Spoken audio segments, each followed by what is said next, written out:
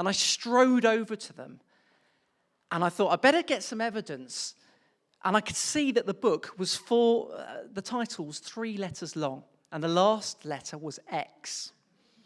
So I thought I had a pretty good evidence. And I strode in and I said, what do you think you're doing looking at books about sex? And they went completely quiet. They started sort of mumbling under their breath. And I thought they were answering back. I asked them again, what are you looking at this book for? And eventually somebody lifted the book up and showed it to me. And there was a picture of a fox cub on the front of it, because the nature section was 2 rows below the human body section. And there is a very simple example of why, as we all know, day to day, we need our evidence as teachers. However, I'm going to be talking about a broader kind of evidence that comes from more robust studies, but also evidence that comes from the expertise of others. What we're going to be looking at today is how could external evidence be used to enhance our knowledge and expertise? And what are the problems with this approach? I'm going to also look at my own classroom. It's going to be a bit of navel-gazing, talking about some of the things that I've been doing as a teacher, and how we can spread the word. This session's very much going to be a bottom-up session. I'm interested I'm never quite sure what the word means, but the idea of agency, the idea that we as teachers are given a job to do, and that job presumably is to make sure that our students learn, to make sure they get the exam outcomes. It might be about their well-being, whatever our schools value. But I think that as teachers, it's about us finding the best ways of doing that and having some autonomy in doing that. And that's possibly controversial. So my school, I work in a school called Durrington High School in a town called Worthing on the south coast. It's a very comprehensive school. So we have students from a range of backgrounds. We have some of the issues associated with coastal towns, but we also do have a number of middle-class students as well. Our students arrive at about average and they leave above average. So we're quite a successful school, but I think that our context is fairly normal in many ways. Most of our students are white British, and we have slightly above average PP students in our school. So there's my context, and I think it's important to establish context before we talk about what's going on in classrooms. For most of my career, and I've been teaching for 10 years, I think this is quite a useful metaphor, okay? We've seen quite a few pictorial metaphors of people looking towards bright lights today. But I think that as teachers, we aim to get better. And teaching's a lonely profession. We don't get much feedback on our teaching, even if we're observed regularly, even if people pop in and out of our classrooms. We don't get much, even if we iris ourselves. It's only going to be 1 hour in hundreds of hours, perhaps. And so much of teacher improvement, I think, has to be self-determined. And we hope that through reflection, we can become better teachers. That's problematic, as I'm going to talk about. I quite like this quote by Lee Shulman. I think it was mentioned earlier as well. After 30 years of analysing teaching, in his case, I have concluded that classroom teaching is perhaps the most complex, most challenging, and most demanding, subtle, nuanced, and frightening, definitely, activity that our species has ever invented. There's a problem with that quote, though, because it can leave you drowning in a sea of nothing, really. Where do I start? Where do I go with this? Because this is kind of true. But if we just accept that teaching's so complex, and English teaching's so complex, where do we start? And this is what I'm really focusing on today. Our best bets. Where are the best places to start in becoming a better teacher? We still need to act. So as teachers, knowledge, where does it come from? Knowledge about teaching and knowledge about how to teach our subject, our English. might come from a number of places. Firstly, as I mentioned before, trial and error, critical reflection. And we hope that that's going to learn to move to what we call explicit knowledge, knowledge that we can verbalise, that we can share with others. Or perhaps tacit knowledge, that knowledge that is almost subliminal. We know how to do it, but we couldn't put it into words. And whenever we talk about teacher expertise, we tend to be talking about explicit knowledge, the stuff that we can share with others. Tacit knowledge is a harder thing to talk about. And then in our schools, we have established expertise. This is how we learn as teachers. Through the stories, those discussions, I think, the powerful discussions. And I can think of at least three teachers I've worked with over the years who've been fabulous in discussing the process of teaching with me. And I've learned so much from them as role models. From advice, from the feedback, from observations, or even better, going to watch a teacher and learning from them. Cultural norms are really important. What do we do in this school, in this environment? What does teaching mean in this environment? But these things are problematic because as social psychology shows us, and cognitive psychology, we as human beings are subject to biases. Within schools, there are certain ideologies. What do we believe that we're teaching for? Are we teaching for exam results? Are we teaching for knowledge? Are we teaching for skills? Are we teaching because we want kids to have a good time in our classrooms? Or is it a mixture of all of those? And our schools and our environment will have a huge impact on how we feel about these things. There's also a power influence that goes on in schools.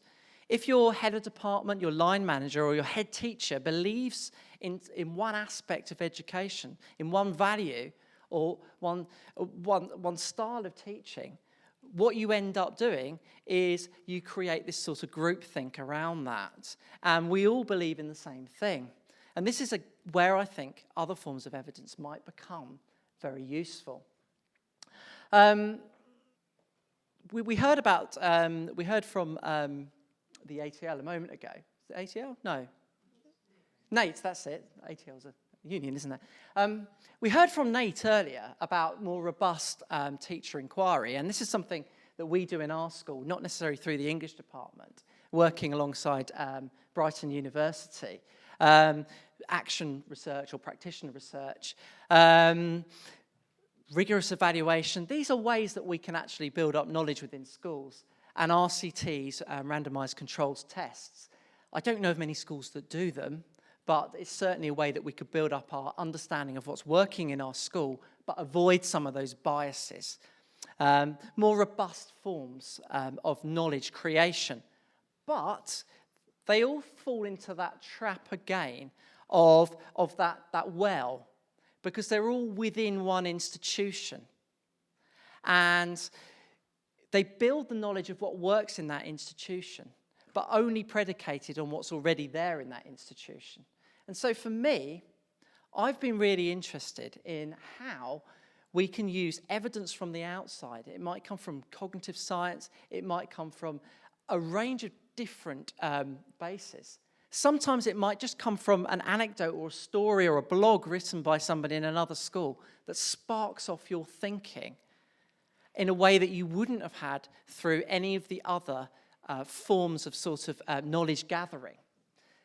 That's what I think might work and might help us to become better teachers and may not take as long or be so caught up in bias as some of the other types of knowledge creation.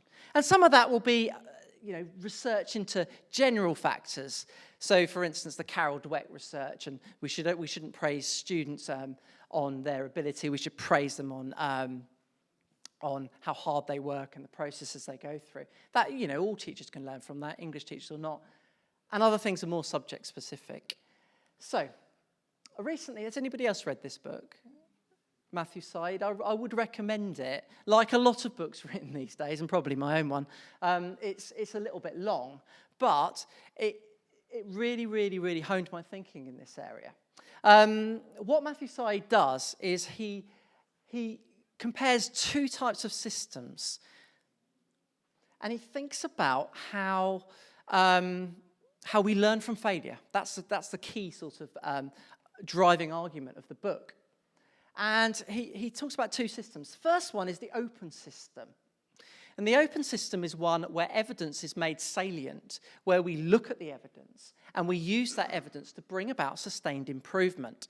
The example that he uses, quite tragically this week, is airline accidents. That's why he calls it black box thinking, actually. The fact is that when mistakes are made, when things go wrong, there is a very, very rigorous process that the airline industry will go through. Hence why there are two black boxes in any plane, one to record the audio conversations that go on in the cockpit, and one to record all the technical information from the plane. Any accidents that happen are analysed to a huge degree, and that is used to improve the system. Now, obviously, one of the problems we have here, if we're going to compare this with education, is it's pretty obvious when you failed when your flight comes down. With teaching, it's not so obvious when things don't work, and that's what makes it a harder system to think about.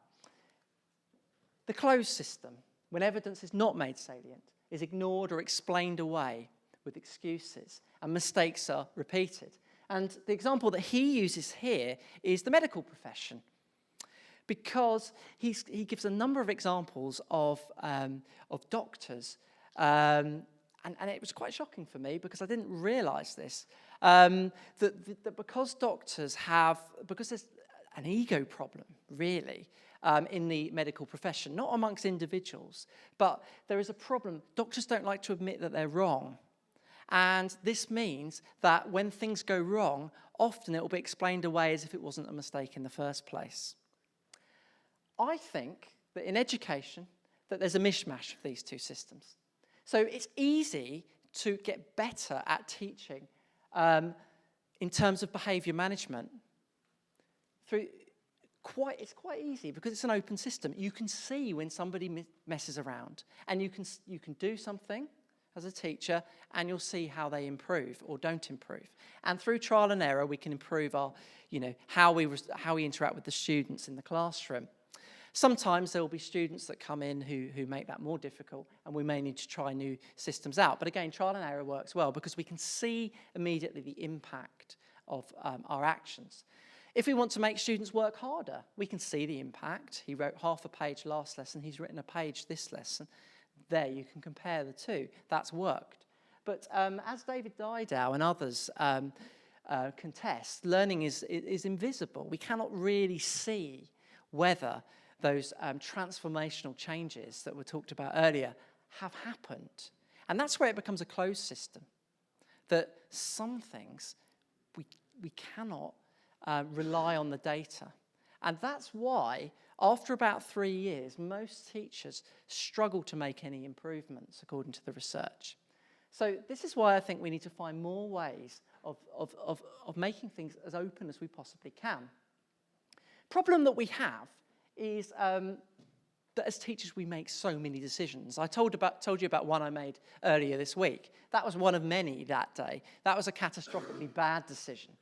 But I would say that we probably make over 1,000 evaluative decisions every day.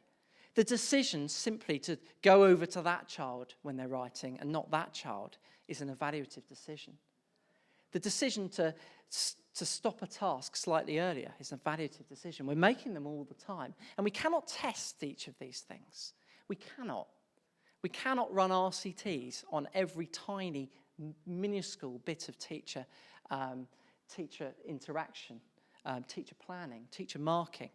We cannot. So we do have to rely on our intuitions. We do have to trust our intuitions. But I think this is where external research comes in. So where do we start? What do we start reading? There are thousands upon thousands of research papers out there. We don't have the time. I teach 40 hours a fortnight. I've got a young son at home who's hopefully watching this now. Hi, George.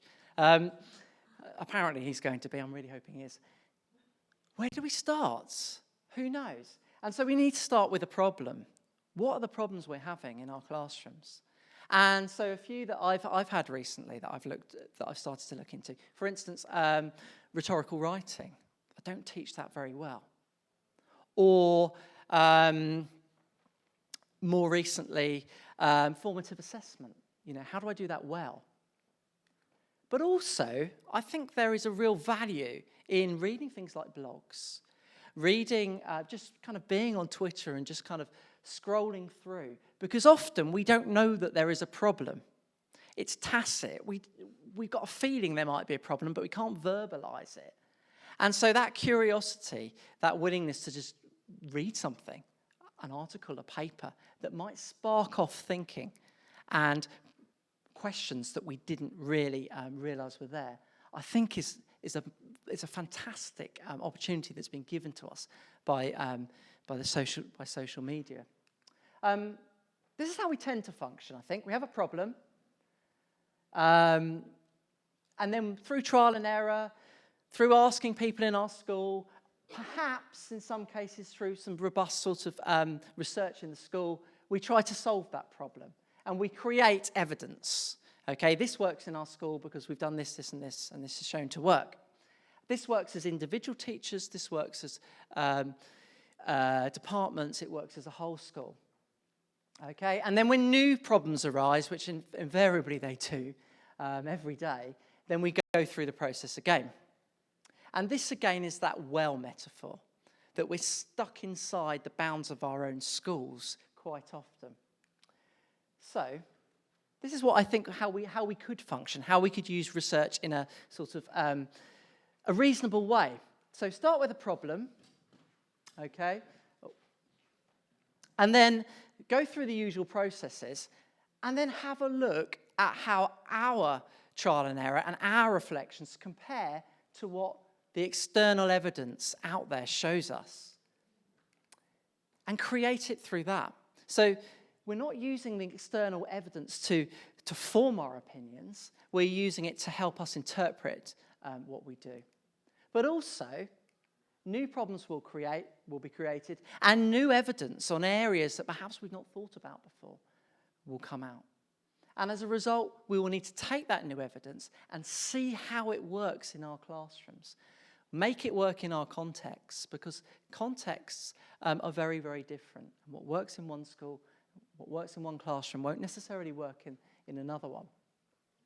There are a long list of caveats to research in general. Firstly, which research? Is it just the stuff that confirms what I already think? I know that I'm guilty of that. What about our values? If the piece of research goes against everything we believe in, would we listen to it? The idea that if we start sharing research amongst teachers, how do we get teachers to engage with it critically? How do we engage with it critically ourselves? Because it can become just another, I think, edict from above to passively follow, in the same way as the old Ofsted frameworks became. So we need to be careful that we are interpreting it. What happens when it comes into conflict with our priorities? What happens when we want to become research informed, but the government rip our curriculums away from us and tell us to do something different? Because when the accountabilities change, the research says that we'll learn better this way, but in fact, this is going to get them the higher GCSE score. That's problematic. That's something we all struggle with.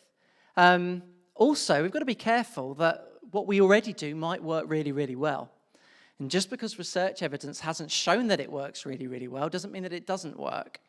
And trying to replace and change things that have worked well for individuals with something that has been rubber stamped as working might actually make us worse teachers than better teachers. Extrapolation, by that I mean moving things from one context to another.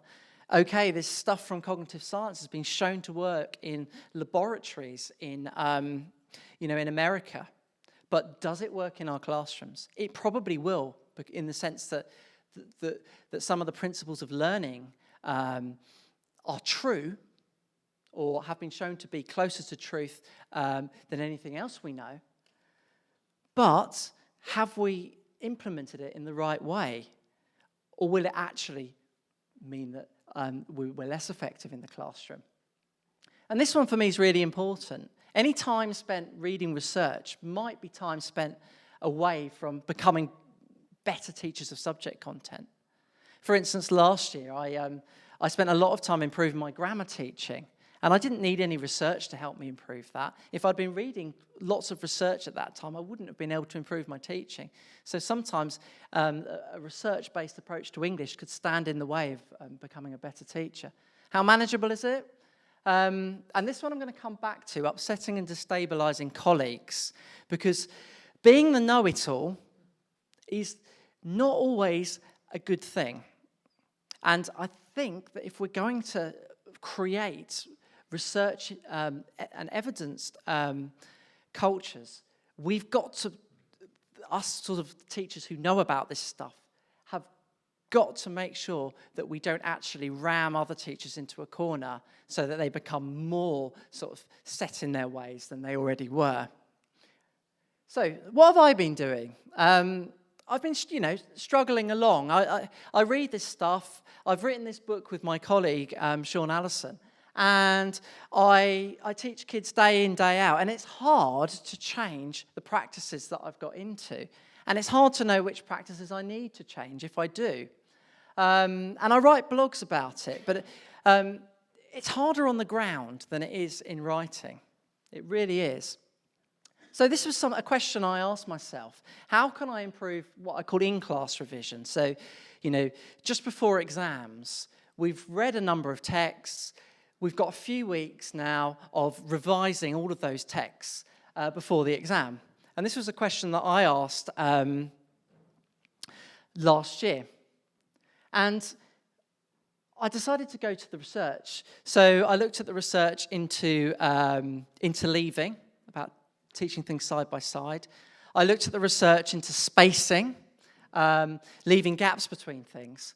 And so what I did was I designed this revision program, which is really ugly on there, I appreciate it, where rather than maybe doing 3 lessons on an inspector calls and then 3 lessons on Of Mice and Men, I was actually teaching lessons where I'd take a concept, so maybe the concept of power, or how the writer uses symbolism and allusion, and actually teach both of those texts through that.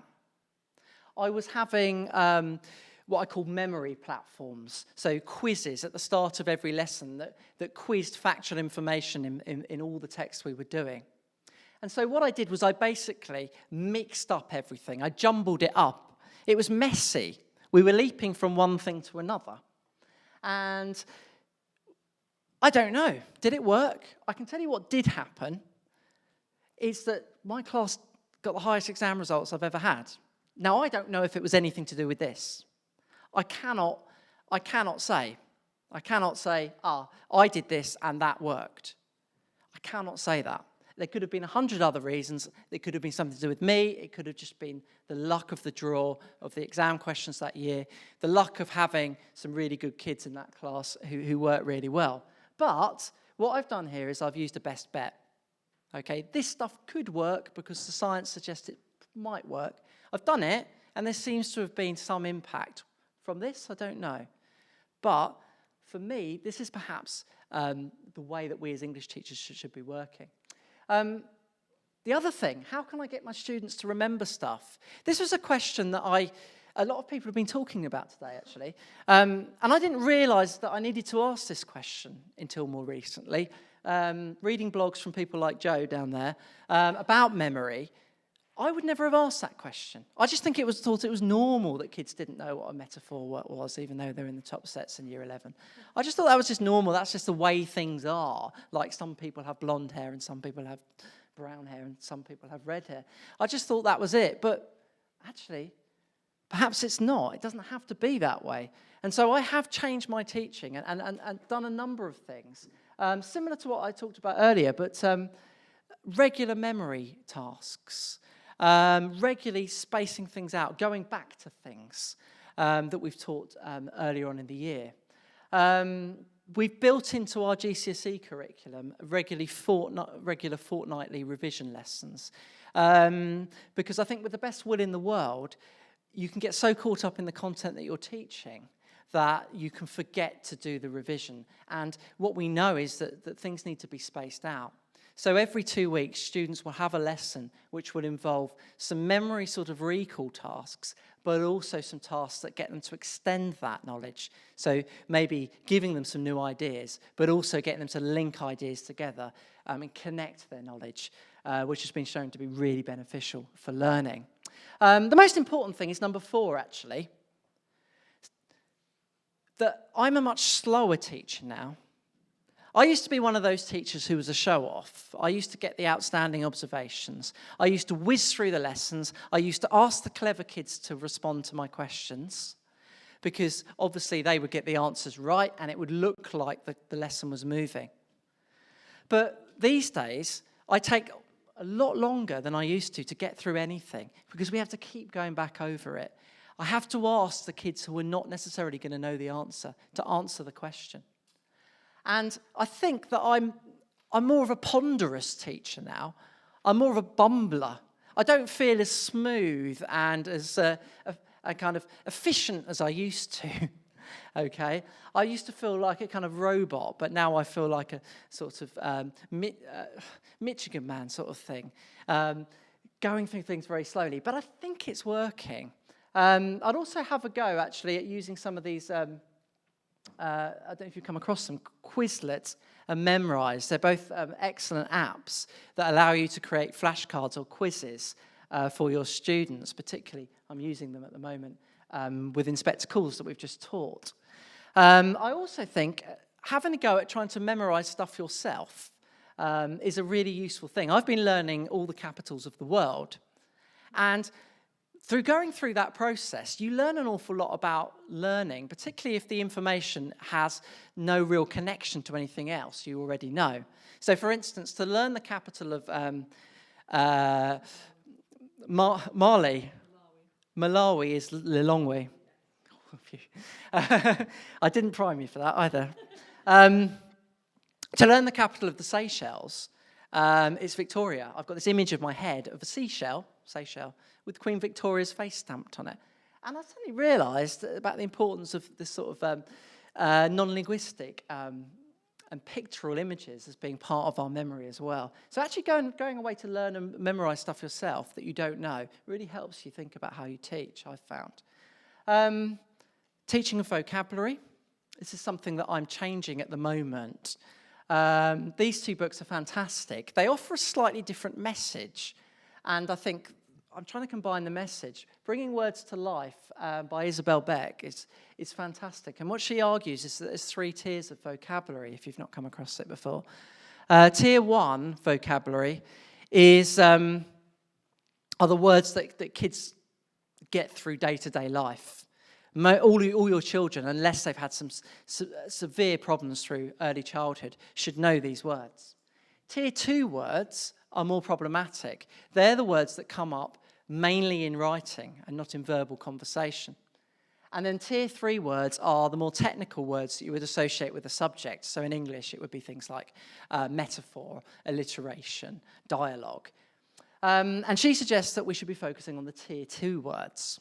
But this guy, Robert Mazzano, says, oh, hang on a minute. Not enough kids are learning the basic knowledge in our subjects. We should be looking at the tier 3 words, the technical words. So I think actually there's probably a good argument in both of those. So I'm going for an intermediate option. And both of them argue that the best way to teach vocabulary is not looking up in a dictionary. Dictionaries are designed to get as many definitions in a short amount of space as possible. We learn words in context, and both of them argue that. Both of them argue for student-friendly explanations. So, for instance, if I was teaching the word absurd, I could get them to look it up in the dictionary, and it would say something like a load of nonsense.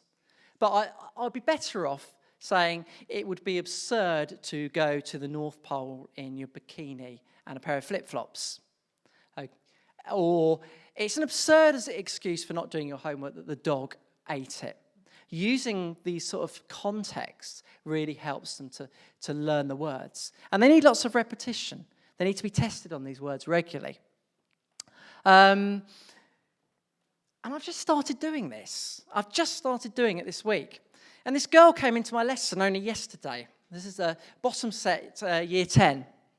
And I'd been teaching them some words to describe the inspector from an inspector calls. So we had imperturbable and we had omniscient. We had the word blunt, which they would normally, those sort of students, understand it in when talking about a knife, perhaps. But this girl came in and she said, "Sir, I was late for school this morning and I didn't go to registration. I couldn't be bothered to get out of bed." And then she looked round at me and said, "That was pretty blunt, wasn't it?" And I was like, wow, there was an immediate impact.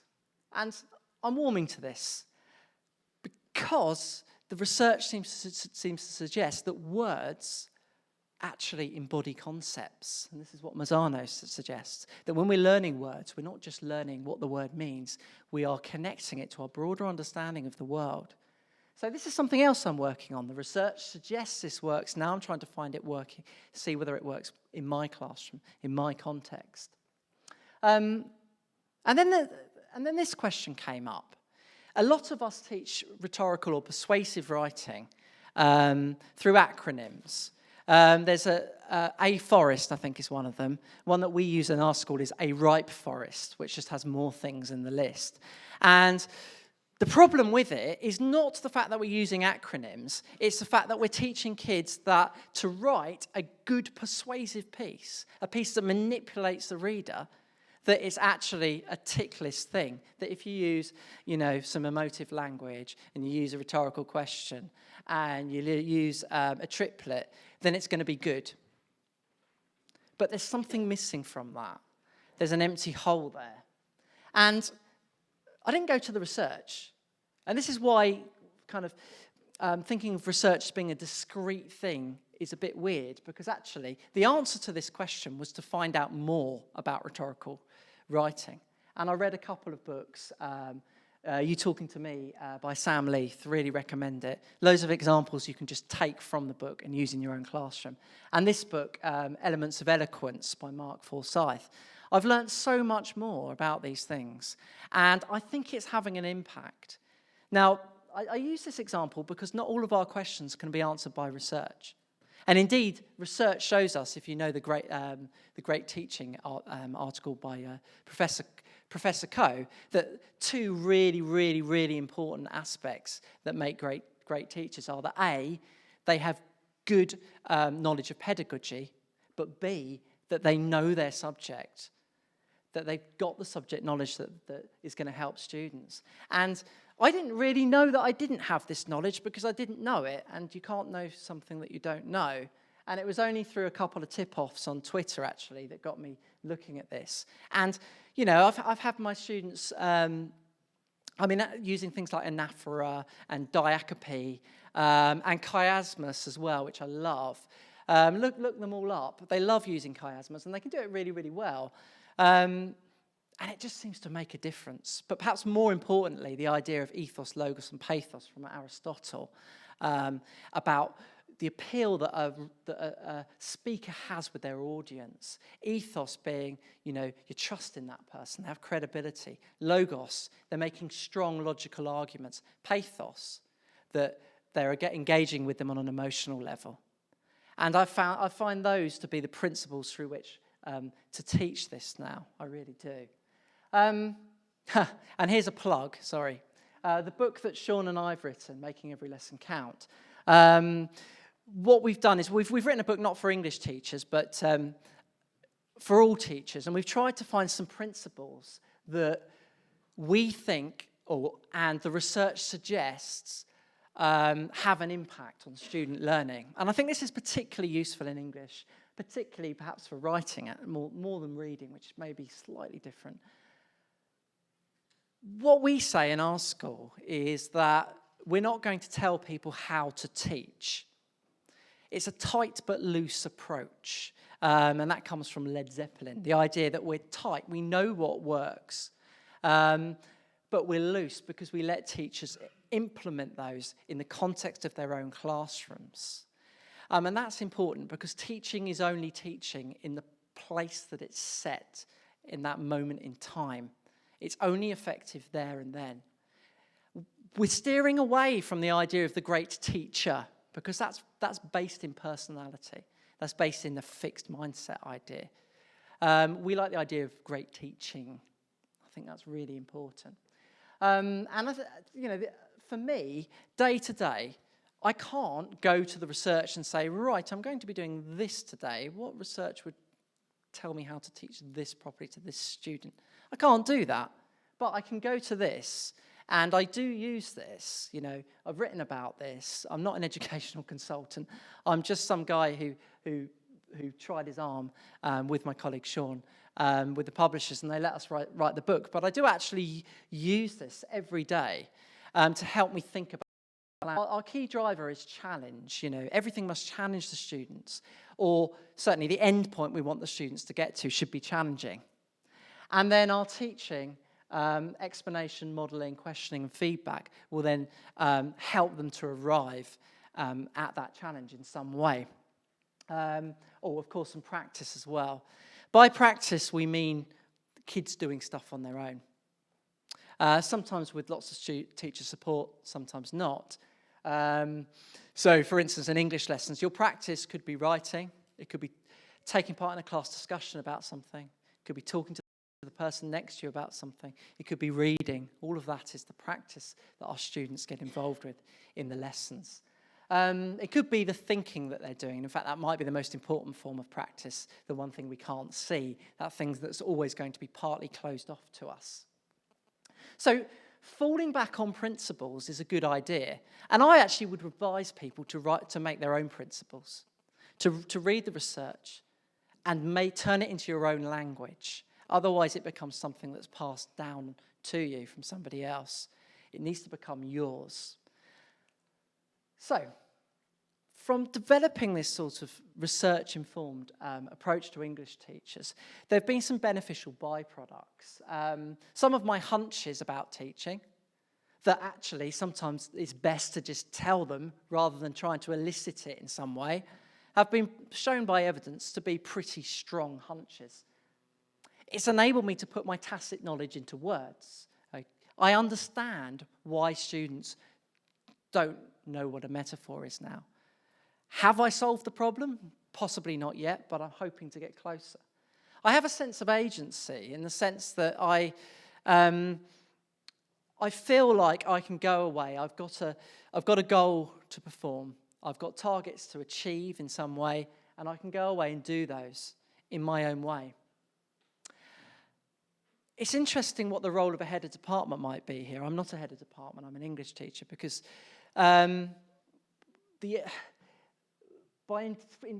improving your own agency as a head of department, are you taking away the agency of other teachers? There's some big questions here because if we are research informed, do we take away the agency from teachers, the autonomy that will build their motivation to teach and become more critical? How do we do that? How do we find the balance? I think in the long term, in the short term, reading all this stuff doesn't improve work-life balance at all. But in the long term, I'm hoping that I can settle onto some of this stuff, and I'm going to be reading less because actually the implementation's much harder, and the trial and error is much harder than just reading it or writing a blog about it.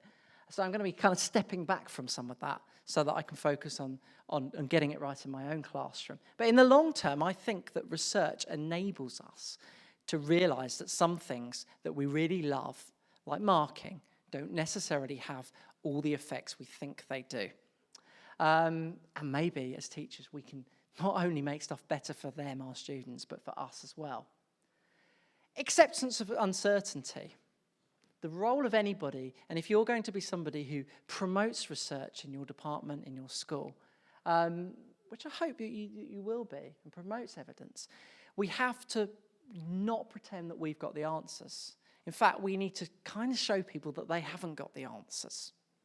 And we need to promote an uncertain dialogue. We're not quite sure, let's find out.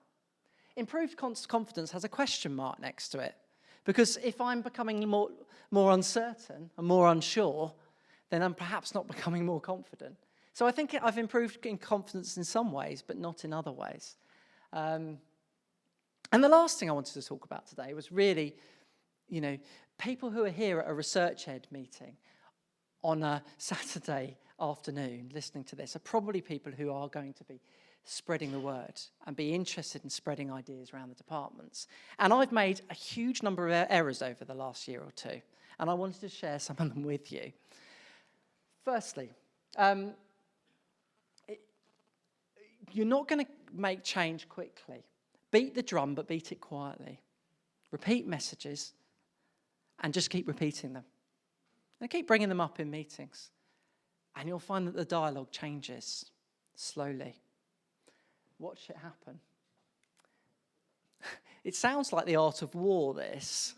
It kind of is, but, the guy who teaches in the classroom next to me is one of my best friends. But he's not really interested in research. He's a great teacher. He has a wonderful way with the kids. They do well in his class. But I'm not going to convince him through throwing the evidence at him. So I'm not going to seek him out as being an ally. There are other people who are really interested, who I will seek out and work with. And as somebody who's not head of department, I think you can make changes within your department. And if you are a head of department, you've probably got teachers who are quite entrenched in their views and don't want to change. And you have to ask the question, should they change? Because if they're really good and they're doing a great job, the last thing you want to do is to stabilise them. I made a mistake last year.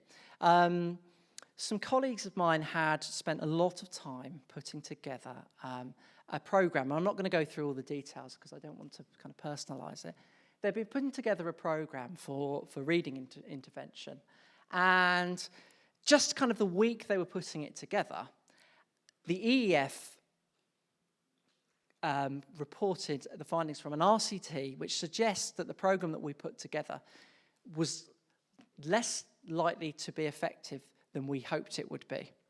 And I immediately thought, I better email it to them, better email it over, because they'll want to know that. They'll want to know and they'll want to change it, or they'll want to not do it. Big mistake. Because actually, whether we like it or not, we take pride in our work, and they were taking pride in that. And they believed it would work. And actually, the reason why they believed it would work was not for the reason why the RCT had failed. So I hadn't necessarily delved into the details enough. And throwing the evidence at people has actually been shown to just push them further away from that evidence.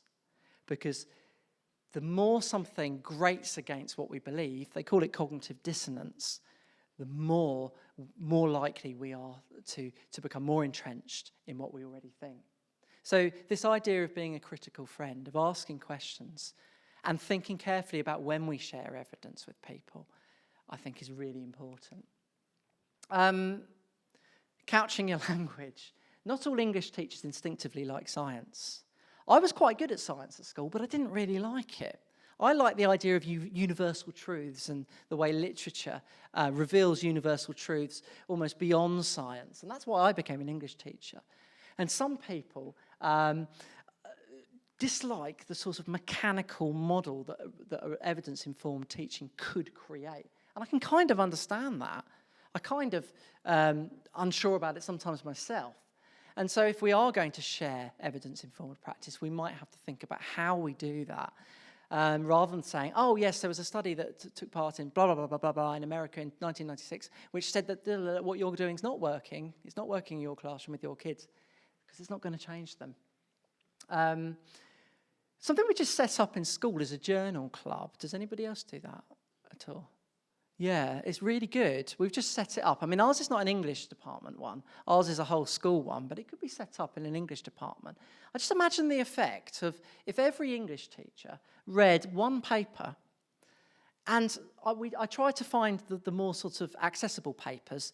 We read one by Daniel Willingham, and we're looking at the Deans for Impact, Science of Learning. I don't know if any of you have seen that. It's fabulous. It distills about 7 books of reading and 100 papers of reading into about 15 pages. We're doing that next time. But if every English teacher read one journal paper every half term, Imagine the effect of that over 10 years. It would not be too taxing.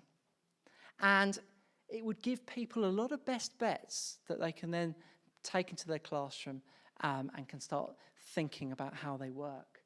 That's something I think really works. But sharing the blogs and research papers, it always works. Patience. As I said earlier, the beating the drum quietly thing and just waiting. And you notice when things are working, when you hear people repeating your own words back to you. And nodding, well, this has been happening in my classroom because blah, blah, blah, blah. And they've reflected on what you've said. Not always agree with it, first of all. They've started to critically reflect on their own practice, and then they've seen it happen. And then people report it back to you as, something they've found out. And that's great, because then it's coming from them as if they've discovered it, which they have had to do. Accept compromise. Miss Clark? Is Miss Clark in here? No? Okay. Accept compromise. You're never going to have every teacher as being an evidence-informed teacher, and I think it's reasonable to ask the question, should they be? And I love this from Chris Waugh. Was anyone at his TLT session? Do it anyway. Go and do stuff in your classroom. So what I'm doing with the Beck stuff, bringing words to light. Go and do it in your classroom, and then tell everybody and show everybody how it works. Don't tell everybody first. Go and do it, then you've got the evidence. When does this session finish, by the way? 10 past. Oh, good. I've still got 5 minutes. Oh, sorry. I'll leave that up for you. So, this is my ultimate thing. Let's begin with those better bets. Let's find ways of starting from the right place. But let's not forget what we're aiming for, what we're gunning for. We want to turn, these dark holes, these wells of kind of introverted self-reflection into things that actually become cultures. And, I think it's about the learning and well-being of students and teachers.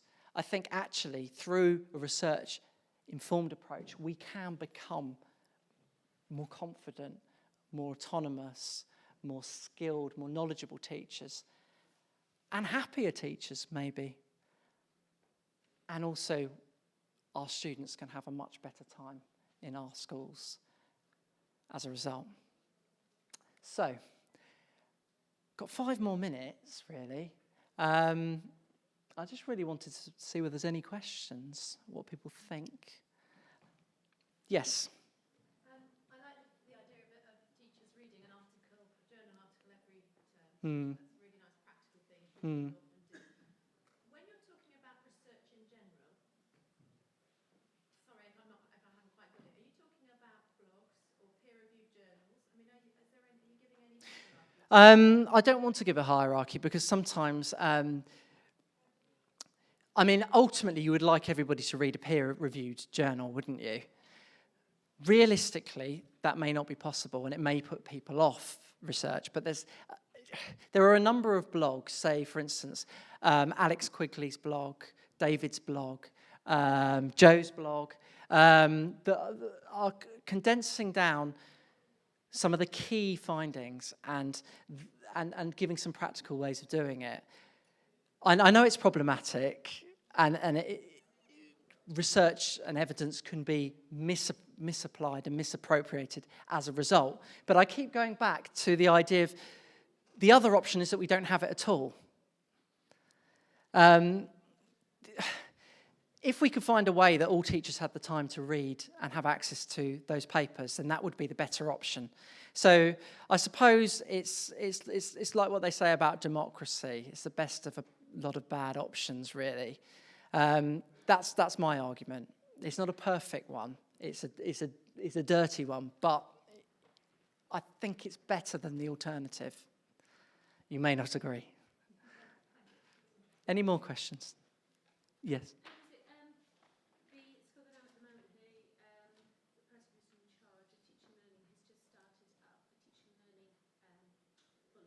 Yeah. How it's every 2 weeks. There's got lots of different little Hmm. what would you recommend in terms of way of engaging the staff to be looking at research and applying it? I mean, my concern is if it's that way, it's very sort of hit and miss. Yeah. And wondering then how you can use that with other schools within the areas. I know there's What, what we're doing, what we're trying to do is trying to find that balance between whole staff initiatives, which are top down, which mean that people are told to use the evidence, and also the bottom up stuff. So what we're doing is we're sharing. We're doing subject specific CPD. So we're sharing findings around a particular topic, and then we're sending departments back and saying, right, go and make that work for you in your department. So that's one way we're sharing evidence. We've also got a 15-minute forum program where we have 15-minute sessions where teachers talk about what they're doing in their own classrooms, but increasingly they're using what they found out from evidence as a starting point. I don't know if you've seen Sean Allison's blog. He writes up the 15-minute forum every week. And that gives teachers a sense of autonomy and agency because they're the ones who are sharing the evidence and showing the impact, or trying to show, however hard that is, in their classrooms. We've got the Journal Club. We've got interested people who are taking part in small research projects alongside Brighton University, and they get a bursary for that as well. So they're actually paid to do research in the school. So we've got a number of different ways in. It doesn't answer the question about what we do about that teacher who isn't doing very well and doesn't want to read the research. But we don't want it to be all top down, but we know that there's problems with bottom up. It's awkward. We're trying to work out ways through that awkwardness, through that difficulty. Yes? What you were saying about Brighton University, is that a very local thing? And if so, do you know of other more national? I don't. I mean, if you want to get involved with universities, go and ask them, because most schools have relationships with universities through ITT programs, and that's what we did. But for instance, we went to TLT, Sean and I, a few weeks ago. There's a guy called Daniel, and I can't pronounce his surname, Mouse, who was talking. Sean got his email address, emailed him saying, we've got a project we want to do in the school. What do you reckon? And he said, when can I meet you? And he's coming in, and we're hoping he's going to provide that external help that we need to run this project. We're looking at outlier teachers, i.e. teachers who get incredible results, and seeing if we can work out ways of capturing what they do. And that's something that, because we're in the school, we'd have too many biases to be able to measure that. So we're hoping that he'll come in and do that. And all we've done is ask, and we've had loads and loads of input from outside by asking. I really suggest that if you want that, you can do that. Yep.